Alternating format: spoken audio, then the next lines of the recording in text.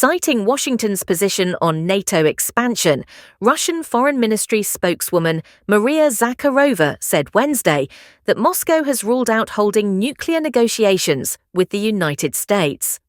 According to Zakharova, we believe that talking to Washington without considering Russia's core interests is pointless. First and foremost, there is the issue of NATO's post-Soviet expansion, which puts shared security at risk. The pact restricting each party's strategic nuclear weapons expires in 2026. Kremlin spokesman Dmitry Peskov stated on Tuesday that Russia will not discuss negotiating a new treaty with the US to replace it, since it needs to be expanded to include other states. Kremlin spokesman Dmitry Peskov made the remarks when questioned about the future of the new Strategic Arms Reduction Treaty, or New START, which expires on February 5, 2026. The pact places restrictions on the quantity of strategic nuclear warheads that the US and Russia may deploy, as well as the use of bombers and land and submarine-based missiles to deliver them.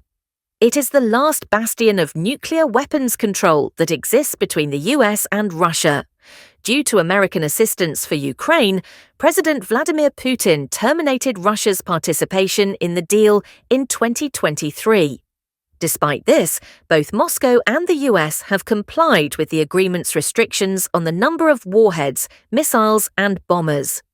The Izvestia newspaper claimed earlier on Tuesday, citing an unnamed senior Russian source, that Russia would not sign a new pact with the US because of Washington's support for Ukraine in the conflict. When questioned about the Izvestia report, Peskov stated that it was generally in line with President Putin's statements.